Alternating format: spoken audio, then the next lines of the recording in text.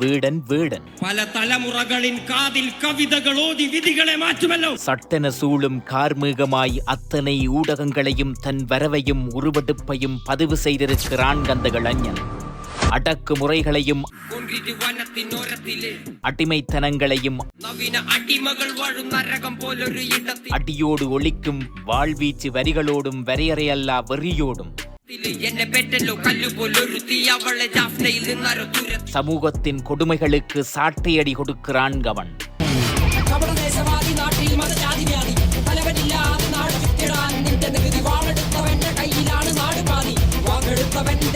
பாரம்பரிய இசை குடும்பங்களுக்கு மத்தியில் அடித்தட்டு கலைஞனாய் எழுந்து அத்தனை ரசிகர்களையும் கேரளம் தொடங்கி ஒட்டுமொத்த உலகத் தமிழர்களையும் தன்னை கொண்டாட வைத்திருக்கிறான் வீடன். நீங்கள் நினைப்பது சரிதான். எத்தனை நூற்றாண்டுகள் கடந்தாலும் அழியாத வீரத்தையும் தேசப்பற்றையும் நெஞ்சிலே சுமந்து கொண்டிருக்கும் ஈழ ரத்தமும் இவன் உடம்பில் ஓடிக்கொண்டிருக்கிறது. ஆம், வீடன் ஈழத்திற்கு சொந்தமானவனும் கூட. வீடன் என இன்று எல்லோராலும் அறியப்படும் சொல்லிசை கலைஞனின் இயற்பெயர் கிரண்தாஸ் முரளி. அப்பா கேரளாவைச் சேர்ந்தவர், வீடனின் அம்மா ஈழத்தின் யாழ்ப்பாணத்தை சேர்ந்தவர்.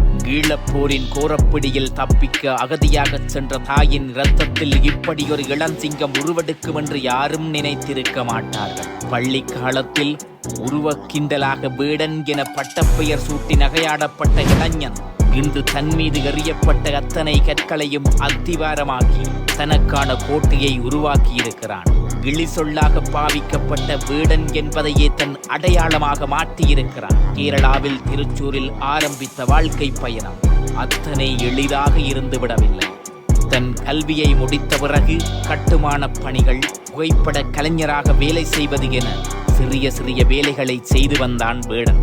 கொடுக்கு முறைகளுக்கு எதிராக தான் எழுதி வைத்த வரிகளை ஒரு போராட்டம் ஒன்றில் பாடும்போது அதில் பெரு வரவேற்பு கிடைத்தது.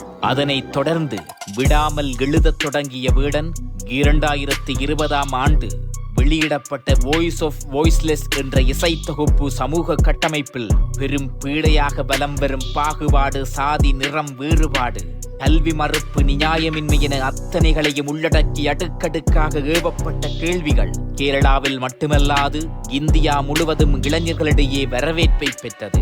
2021 நரபலி பாடல், 2023 லாவிடா பாடல், 2024 மஞ்சுமல் பாய்ஸ் படத்திற்காக குதந்திரம் பாடல் என அடுக்கடுக்கான வெற்றி பாடல்கள்.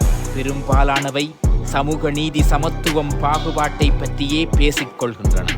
கஞ்சா வைத்திருந்ததற்காக குற்றம் சாட்டப்பட்டு கைது செய்யப்பட்ட வீடன் தன் பிழையை ஒளித்து மறைக்காமல் ஒப்புக்கொண்டு மன்னிப்பு கேட்டதால் மக்களிடையே வரவேற்பு கிடைத்தது. புளிப்பல் வைத்திருந்ததற்காக கைது செய்யப்பட்ட வீடன் பின் விடுதலை செய்யப்பட்டான்.